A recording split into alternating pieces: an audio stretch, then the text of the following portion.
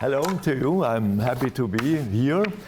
Thank you for the kindly invitation and the introduction from you. I start without any opening speech because we have a time window.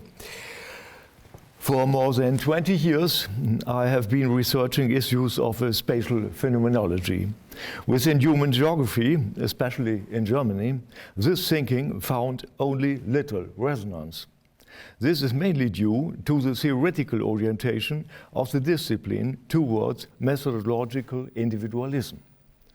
Following, I will briefly outline the benefits of phenomenology for urban research. At first, I go to find some theoretical ways to understand urban spaces. After that, some perspectives to the urban world will follow.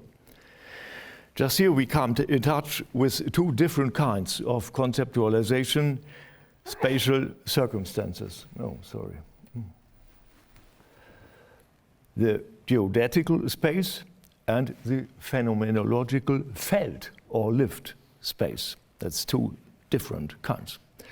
In this context, the philosophical approach of Hermann Schmidt's, according a term of situation, will present the general importance of an anthropological matter. Atmospheres as well as moods are modalities of sensing our world.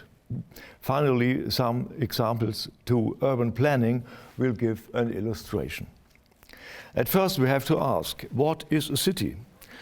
Indeed, this is an absurd question because we cannot reply it in a reasonable way. At first, therefore, I will change into this specific perspective, knowing that this perhaps is not the best way to confront us with important meanings in a phenomenological view.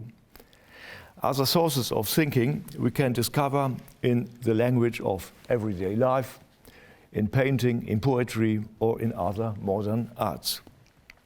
But let's now start with a geographical attempt. A typical definition, including some central aspects, is published in a mainstream geographical encyclopedia. There we learn that a city is an organizational entity. It has its own rights, a great amount of inhabitants. It is characterized by a special population density and employment structure. Legal and administration parameters are important. Not least, the city has a closed form with a clear core, urban house forms, increasing building intensity toward the center, diversity and inner differentiation, as well as an important traffic situation. Just at this point, we can stop this, firstly tentatively approach, because it shows us the following. Geographers and social scientists at all are drifting towards a kind of thinking which is focusing material substance and social abstractions. This way to understand the world is an important attempt. There is no dissent, not even in philosophy. But because the mainstream of German debates in human geography is not interested in philosophy and other humanities, they tend to overlook the powerful role of affects in human life and therefore in the city too. But we can hope. In the last decade, we see a moving attention to the political roots of modern and postmodern thinking in sciences. And so there is rising a new sensibility according phenomenology, also in human geography, but mainly with regard to Edmond Husserl and Maurice Merleau-Ponty, but until today not very relevant to Hermann Schmidt, the most important phenomenologist in the present. Because his philosophy is a home base of my personal mode to write and to think about the relationship between man and his world, especially space and place, I link my argumentation in the following lecture also to the thinking of Hermann Schmidt, whose work is displayed and unfolded within 10 extensive books, which are developed as a philosophical system. Let's come back to the opening question, how we can understand the city. At this, I choose another way of thinking. With regard to Martin Heidegger and Otto Friedrich Bollnow, firstly, I would emphasize the aspect of experience, a spatial world with our senses. In German, with Bollnow and Heidegger, is the word erleben.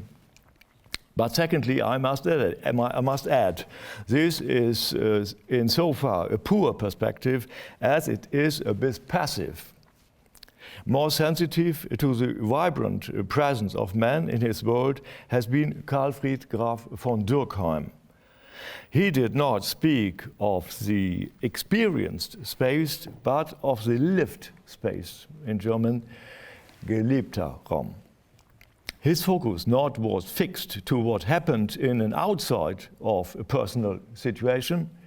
He paid attention to what the people did in their experience and how their actions had an effect on their experiences. In this matter, we find a main topic of phenomenological thinking, the relationship of man and his surrounding reality. But there is no reason to quit our attention to the material world as well as the world of meaning and social constructions. Cities, indeed, we see first in their materiality. Their buildings, bridges, streets, small and simple houses, as well as their splendid towers reaching up to the sky.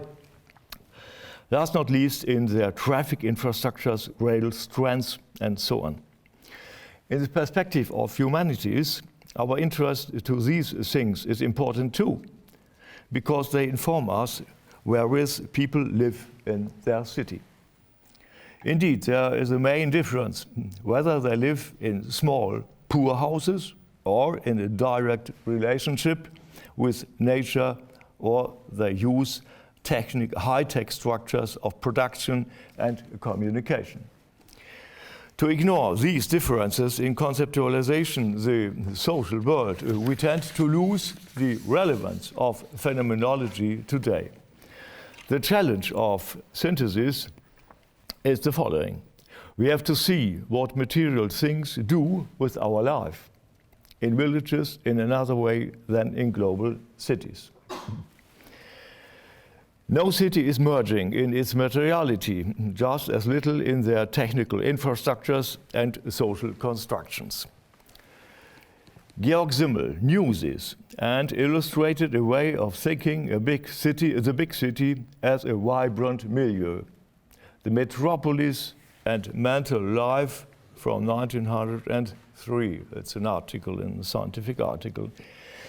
This argumentation founded the understanding of urbanity as it still determines our thinking today.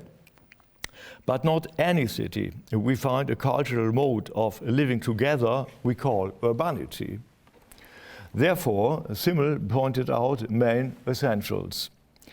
Urban people are cosmopolitan, tolerant, blasé, indifferent to differences, in a sense excited and at the same time apathetic.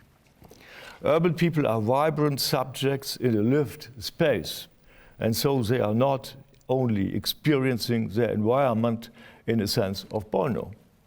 They are part of a genius loci. They do not only perceive it as a meaningful social system. This understanding of urbanity has a number of theoretical consequences.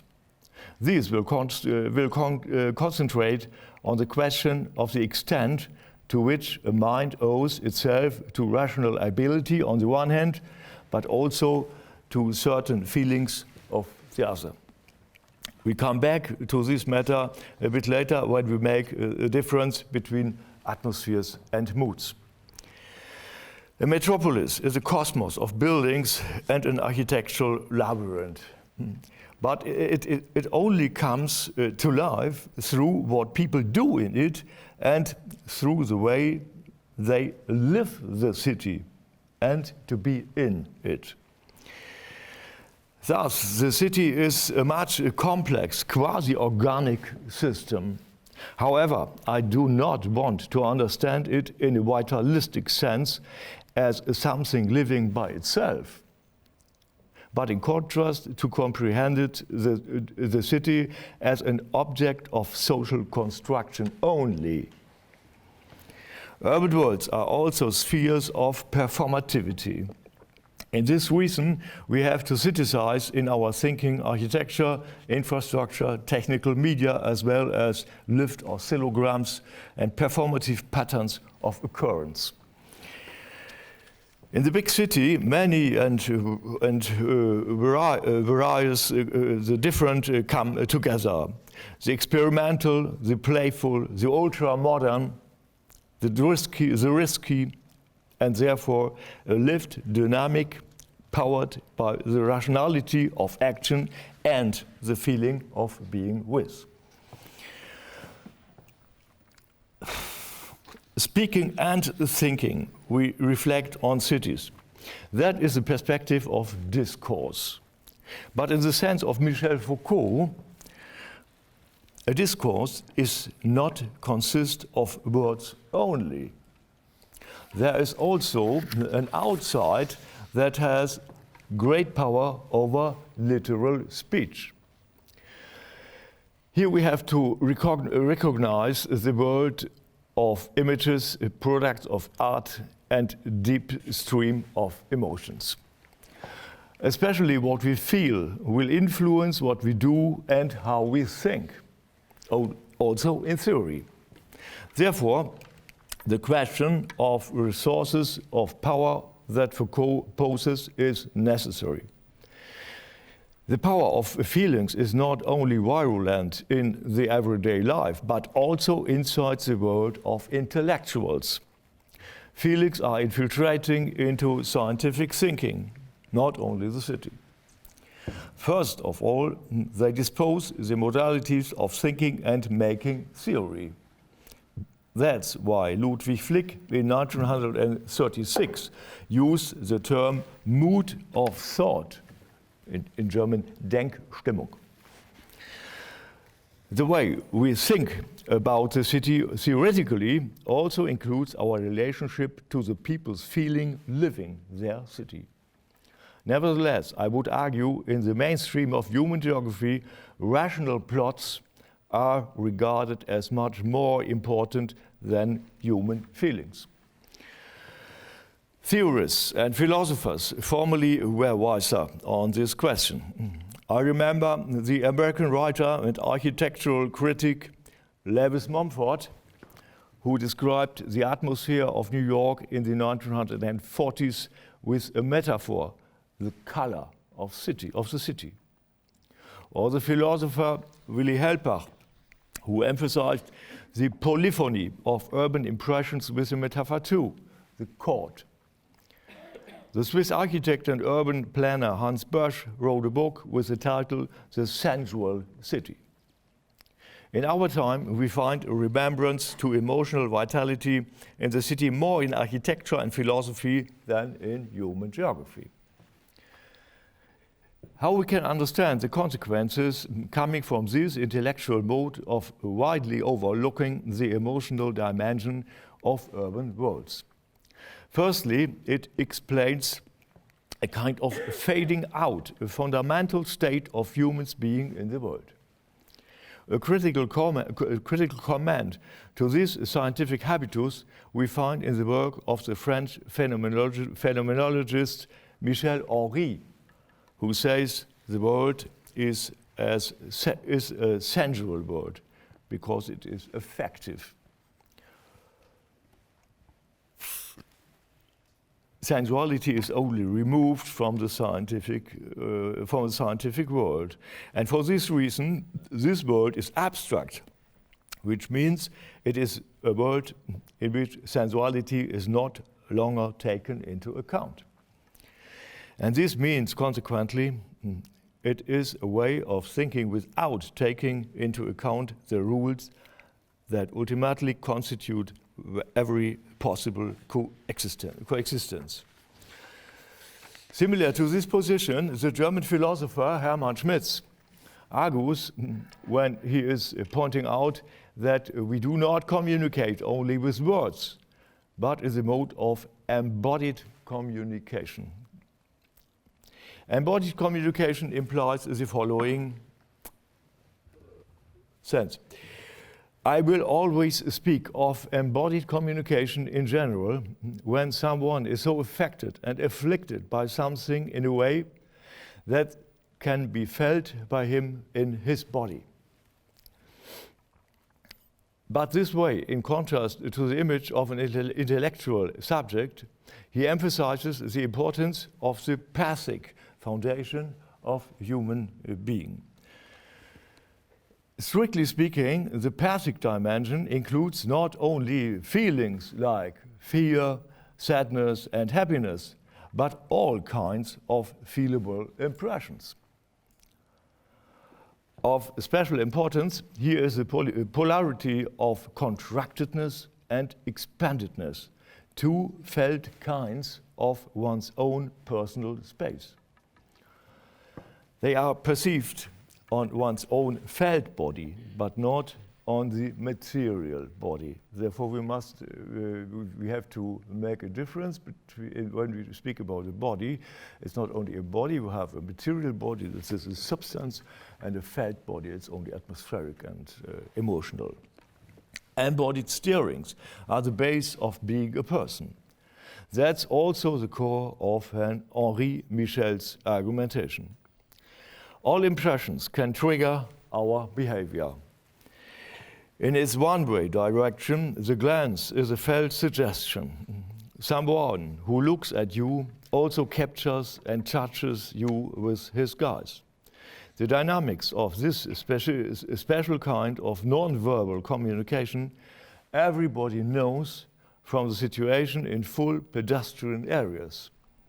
People coordinate their movements without speaking a word. They can feel directions by anticipation what's coming. Here, nobody must think in an intellectual sense, but feel by intuition.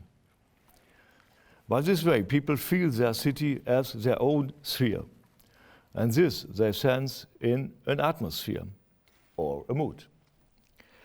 This entity includes the multiple rhythm of an urban space. Its speed, its life in the morning, in the evening, and at night, in its smell, its sound and air, or, like Lewis Mumford said, in its color. Everything that people do creates atmospheres which are tuning us. Of course, people act through rational decisions, but also they are present in moods, affects, and habitual kinds of being with others. Therefore, the social integration of all people into a common situation is an effective matter too. But currently in many cities, not integration is a characteristic, but segregation and exclusion. The things of distinction also allow people to identify where they belong to, at the very top or at the very bottom of a social society and a city. Living in complex social systems implies a mode of non-verbal communication that people can understand without speaking only one word. Just this silent form of communication is a much powerful medium to guide the social life. Because we know our cities as vital spaces, we can understand their area as an urban felt body. More accurate, we would speak from corporeal islands. Schmitz is using this term to describe a bodily region which is sensible in specific feelings, like we get soft knees from fear or a sick from a bad food in the area of our stomach. In a synesthetic sense, we feel urban areas as bright and light and others as dark and heavy. There are spatial and urban spheres we feel like vital qualities, a word from Graf-Dürkheim. They are transmitted through shapes and suggestions emanating from things and places like houses, gardens, and streets. An area we love, we experience in a feeling of expandedness. We like to visit it again and again and to spend times there. An area that put off, we experience in a feeling for contractedness. And that is why we head for urban spaces or avoid them. Not only with the fact that there are such affinities and idiosyncrasies. Feeling an urban space also is influenced by the weather, the time of day and the season, and not least by personal situations. All these are creating atmospheres and moods. Following the corporeal islands of an urban space, we can understand as floating feelings by itself. And these are spatial qualities. Hermann Schmitz defines an atmosphere as a special spread feeling, as a spatial feeling. This is not to have a relative place like a chair stands in a living room. Rather, they have an absolute place we can sense with our felt body. This is a space of atmospheres and moods. It is surface-free, like the volume of sound, and also it has no edges like a box. For example, the space of the wind, as well as the space of silence, have no surfaces. Atmospheric spaces in urban worlds we cannot encounter as spatial constructions like an intersection or a building. They constitute by themselves situationally. And in the same mode, they vanish from one moment to the next. Following, I go to explain in some outlines the situational approach, which is a central element of neo-phenomenology by Hermann Schmitz. What he understands by a situation is first similar to its meaning in the everyday language. You know it. A situation is all in all. It is held together by internally diffuse meaningfulness. Meaningfulness, therefore, is in circumstances that something is, in programs that something should be, like a desire or a hope, and thirdly, in problems, the uncertain question whether something is. The significance of the situational approach to human geography is obvious. It allows us to understand urban structures and flows from the perspective of meanings are connected to things, places, values, and people. The essential moment of this thinking is that meaningfulness is rooted in feelings, and these are rooted in meaningfulness, like two sides of a coin. Changing meaningfulness results in changing feelings, and so in changing atmospheres, and perhaps in changing moods too, and vice versa. Here we see a great opportunity for planning and politics. But it's very difficult and risky to tune attitudes and feelings. We have to imagine this way, but also we have to know its fragility and the problem of failure. Actually, we see the problems resulting from the enforcement of political correctness. Whole cities present themselves in a web of specific situations and consequently in related atmospheric spaces. Rotterdam, for example, I state as a vibrant metropolis with rapidly growing phases of vitality. So we feel the city, so we understand it. Meanings and emotions are interrelated. The German Ruhr area we experience in a completely different way compared with Rotterdam.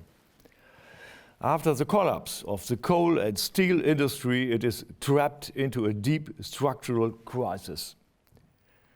The cities seem paralyzed, depressed, and hopeless.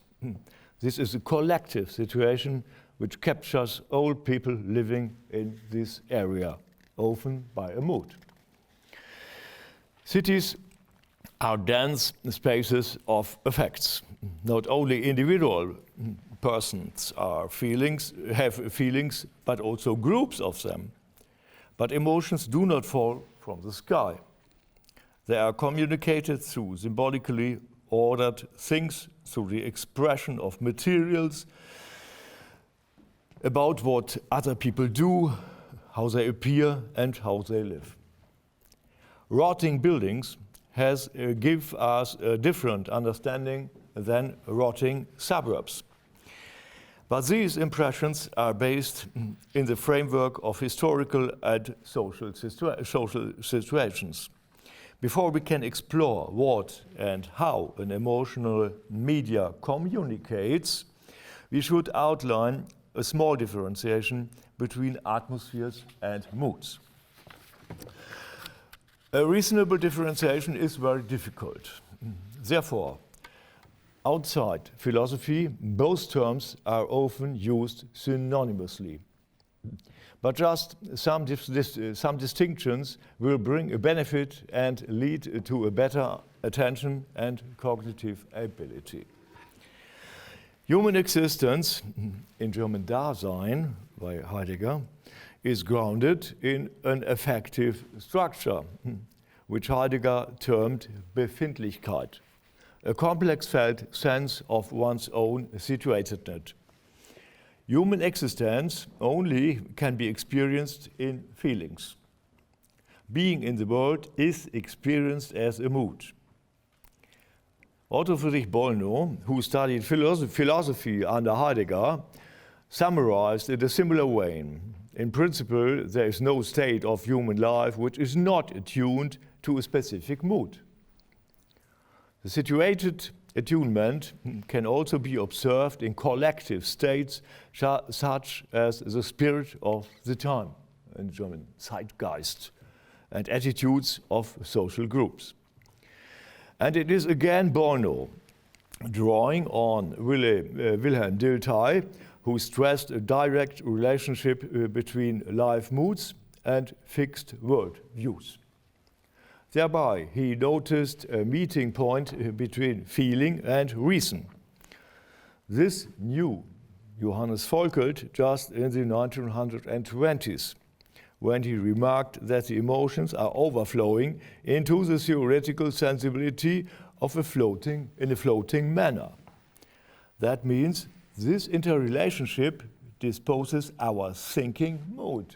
That was the word from Ludwig Fleck.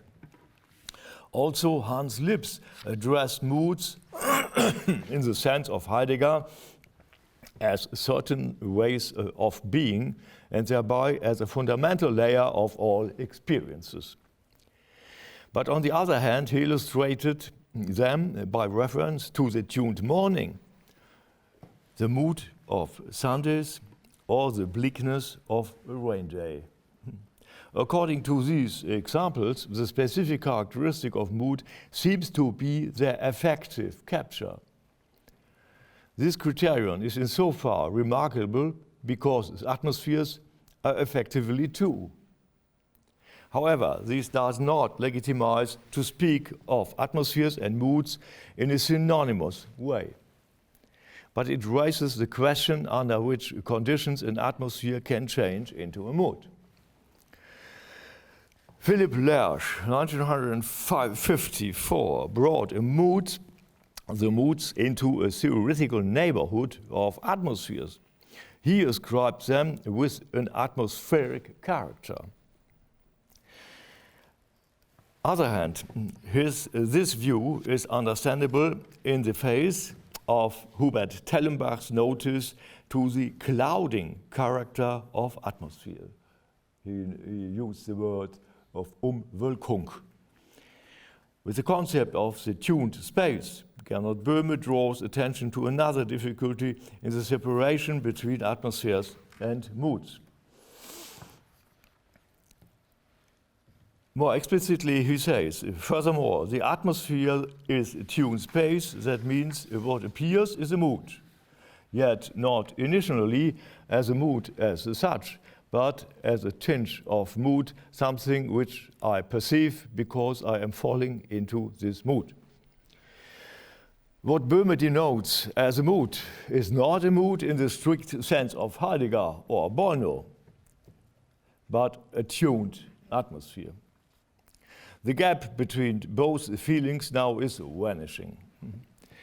But these nuances are important in a theoretical view. Take, for example, the twilight, which tunes space in an atmospheric sense and has the potential to ignite a mood, as Tonino Guerrero remarks. You hear him the next date, I think. Twilightness might awaken different subjectives, relatively different moods. This brings up the question whether moods can be produced by intentionally created atmospheres. I will cut this now in order to take a look at urban spaces again. When we speak of the mood of the city, as Theodor Storm used the example for the grey city by the sea, in original Graue Stadt am Meer, he thinks of something other than what Heidegger had in mind when he spoke of the mood of a person. But there is a tricky relationship. In this sense, Karl Jaspers can help with some clarifications. He called attention to an interplay in which moods can be evoked and be evoked. For example, one could say that the walk has put him in a good mood, but these emotions fluctuated in between subject and object. The impressions that evoke a mood come to us from the urban space, and we experience them in a feeling that Schmitz calls an atmosphere. And this can tune us. A public square with a pleasant atmosphere creates a pleasant mood. And vice versa is also remarkable because our moods are windows through which we see the world. We perceive an atmosphere as a product of our moods too. It was just Heidegger who prevented a misunderstanding when he said, a mood assails us. It comes neither from outside nor from inside, but arises out of being in the world as a way of such being. Therefore, we have to see another difference. With Hermann Schmitz, I come to a proposal for a better understanding. He explains,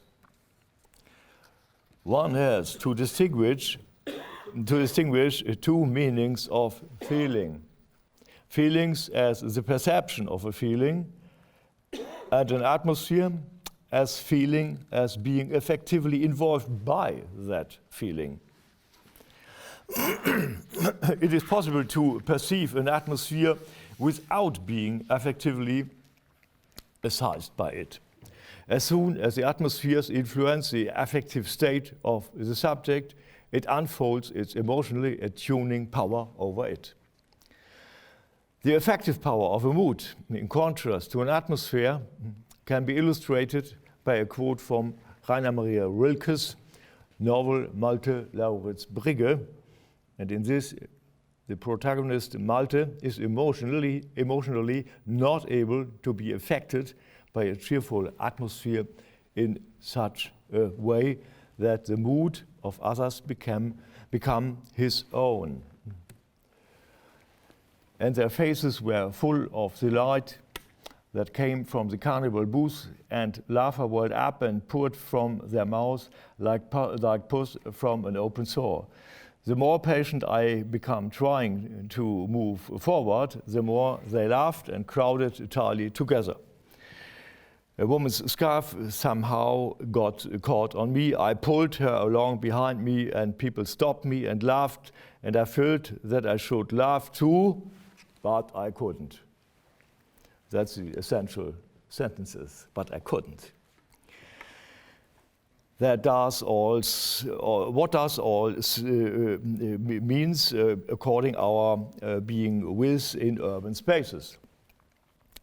I think its impact is much political because we have to realize that that places can evoke our feeling and relationship to a space and all it represents. A place having a bad and dark history may evoke a bad atmosphere or a critical one. It will awake, and if it is strong enough on us, a bad or a critical mood too. But there is also the other direction of efficiency. As bad as the atmosphere of a place may be, the personal or collective mood can be stronger, so that the power of the environment does not reach us. Atmospheres, therefore, are political media to guide people in their ideology. Actually, they can be produced by things like cars, handles, and coffee pots, and inside the city by architecture and city planning. Very briefly, I illustrate three little examples with reference to urban spaces. First is types of settlement. The way in which settlements are embedded into the urban landscape also symbolizes an understanding of life and residing in these spaces. But the symbolism is not read in the semiotic sense. It is rather transferred into a holistic experience of space in a synesthetic way. No. The example of the Garden City, Margaretenhöhe in Essen, is a good illustration. From 1905 to 1910, the settlement was built as a realized utopia. It was donated by Margarete Krupp and was to prove itself as a built image of human living.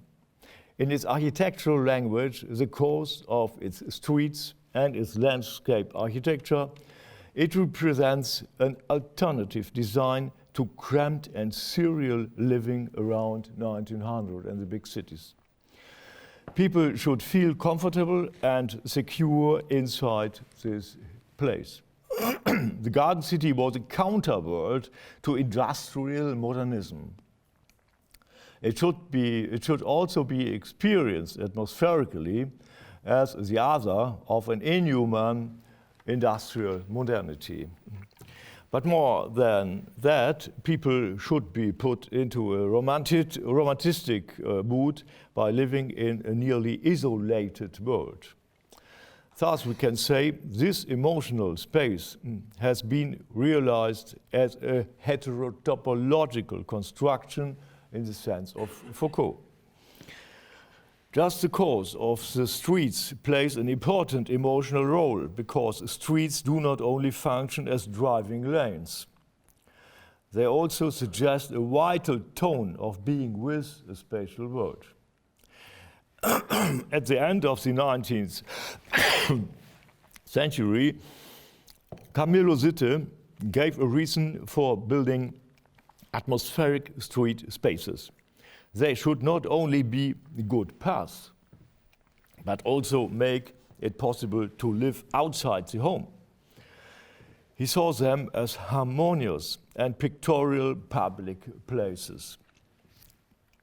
His aesthetic principles included the planning of irregular street courses to create a painted and natural atmosphere.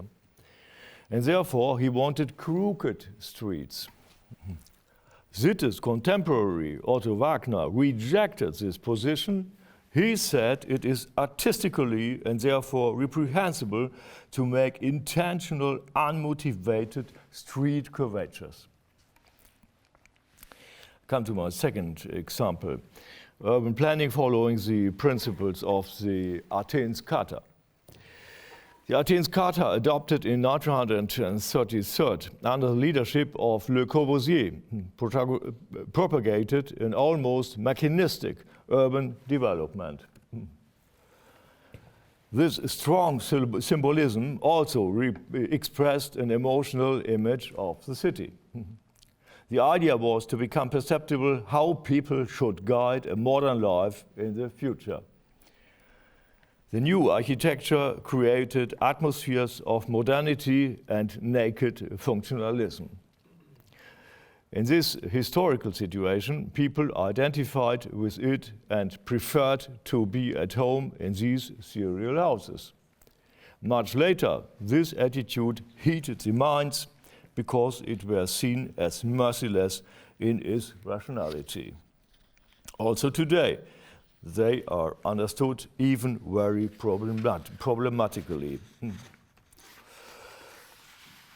In the social housing machines of the 1960s, a building culture culminated. I saw the subject only as a gear. In their faces, the buildings already made sensible this from the outside. Even more for the residents who had to live in these housing estates. Viewed from an emotional distance, they evoked only bad atmospheric impressions. In the situation of living and being with, they changed into depressing moods. Very short, third example is the new university buildings. In many European cities, luxury, new university buildings are springing up. They create extraordinary worlds which are perceptible by the senses. But they contrast with the massification and standardization of studies. They are affecting as overclouding atmospheres. In fact, however, on the new campuses, they are supposed to awaken moods of exclusivity and reinforce a new self-consciousness. They are postmodern worlds of emotions with a political impact. Some final remarks with an image of Ed van der Elsken. In social sciences, the phenomenological approach represents the opposite standpoint to the view of constructivism.